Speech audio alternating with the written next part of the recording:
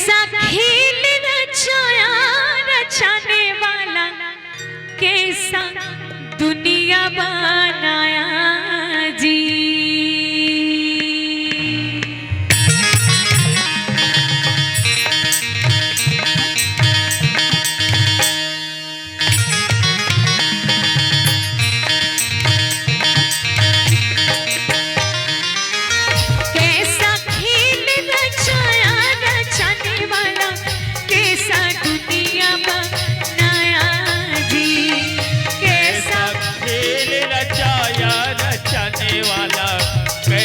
दुनिया बनाया जी, बनाने वाला जी, रचाने वाला, कैसा दुनिया बनाया जी।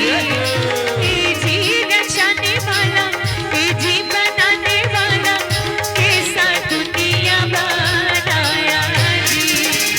कैसा खेल रचाया रचाने वाला, कैसा दुनिया बनाया जी।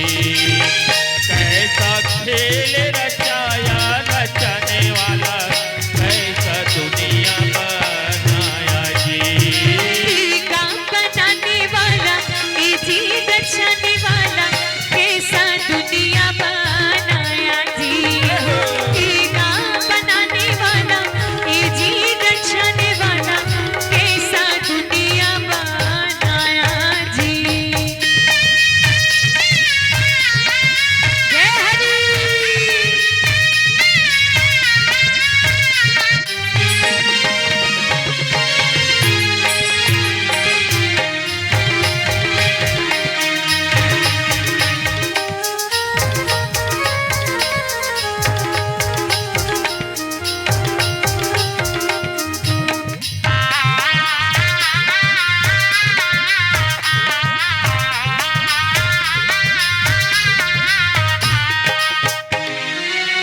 जियत माताई कटरा छोड़ते हो, मरी मतिया न जलाए ना। जियत माताई ददल छोड़े तैहा, मरी मदिया न जलाया जी।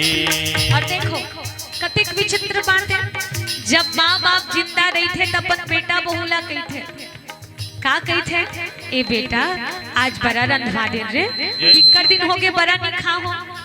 ता बेटा बहू मन का कही थे, अभी बड़ा नहीं रांधन बाबू, ते 1 महीना बाद त्योहार आने वाला है, दिवाली आने वाला है, तब वही रांध दो। ता आज रांध देन बाबू, आज रंधवा दे।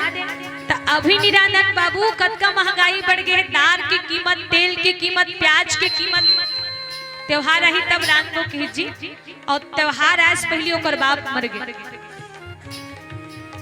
जब त्योहार आज पहली ओकर बाप मर गए नहीं, तब हम सब पीतर मनाथन, पीतर मनाथन, तब पीतर में झिंझरी झिंझरी बड़ा रांधन। और बड़ा रांध के एक जन दाई इसने बड़ा रांधत रहे, ओकर नाती पूछ पड़ी, दादी आज का मानत हो, आज बिकट कन बड़ा रांधत हो।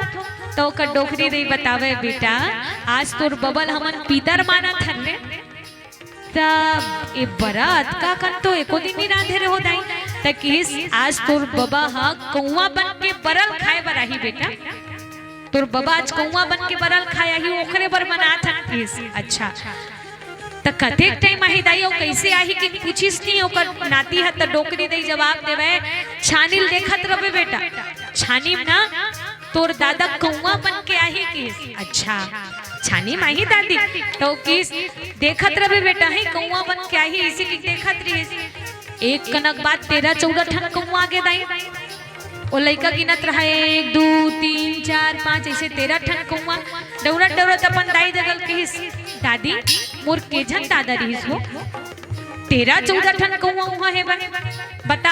अब अतका में से मोर दादा कति छरे चीन के बतावे आई, काबर में दादा जियत रहा है त तीन कहस, तेल की कीमत अतका बढ़ गए, प्याज की कीमत अतका बढ़ गए, दाल की कीमत अतका बढ़ गए। हाँ तो ये बड़ा ना हमरे बाबा बस खवाबो, दूसरा नी देवन कहले तो चीन के बताए 13 ठन कुआं में कति मोर दादा हरे, और जे कुआं हमर दादा बन के आए उचला हम रोटी खवाबो बाकी झना भगारबो कहले। देखो मैया पितर मानना अच्छी बात है, लेकिन एक आकर बरे जे जियत में दाई दादा के सेवा नहीं करे, बुढ़ात काल में दाई दादा पानी पर तरस गए। अवारे पर बुधिया बेटा कि खाने को ना पूछा ना पीने को गर्म पानी, और मरने के बाद गंगा ले जाते हैं लोग। अगर सेवा करना है दाई तो जियत जागत दाई दादा के करो। पीतर मानो अच्छी बात, लेकिन पीतर कौन ना मानना चाहिए जो जियत में अपन दाई दादा की सेवा करी, मर के भी वो अपन माँ बाप की सेवा करते, पितृ मोक्ष के लिए कामना करते, और जियत में माँ बाप भूखन लागन मरत रहे। और वहाँ पर बुधिया बेटा दुनिया में देखा सिखिल बहुत सारा बड़ा मान ले संत मनीहिल के हिस्सा जियत माँ दाई दादा छोड़े कहना मरे मानिया ना जा लाए ना। जियत माँ दाई दादा छोड़े कहना मरे मदिया न जलाया जी। वहरे में दिखे तोरे चरित्र,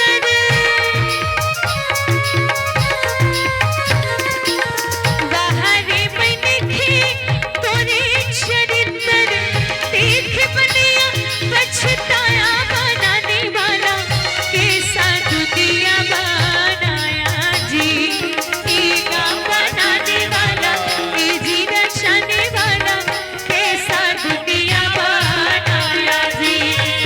ईगा बनाने वाला जी रचाने वाला, कैसा दुनिया बनाया जी।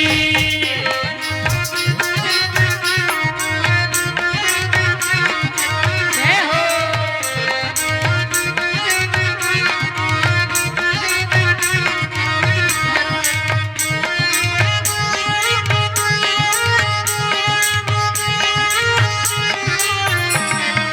जय हो।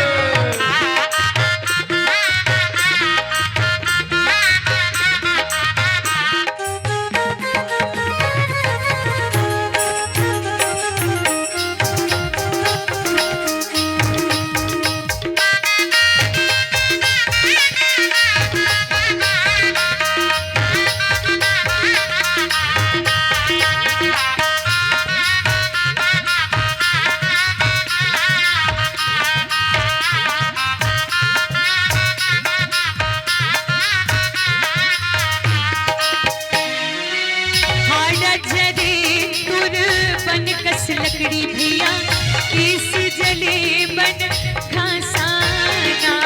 हाड़ा जले तुरे अनिकस लकड़ी भैया, ये सजले बने घासानी। पांच रतन की काया जर गई, पांच रतन की काया जर गई।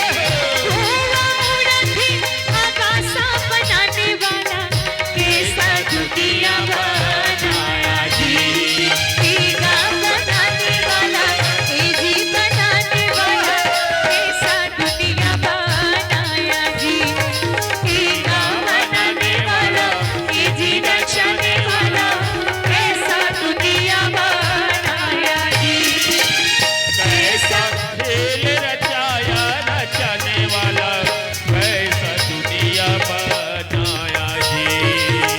कैसा खेल रचाया रचाने वाला, कैसा दुनिया बनाया जी।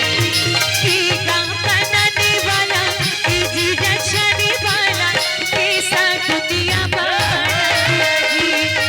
ईगा बनाने वाला जी रचाने वाला, कैसा दुनिया बनाया जी। ईगा बनाने वाला जी रचाने वाला, कैसा दुनिया बनाया जी। ईगा बनाने वाला जी रचाने वाला, कैसा दुनिया बनाया जी। ईगा बनाने वाला जी रचाने वाला, कैसा दुनिया बनाया जी। बोले राजा रामचंद्र की जय।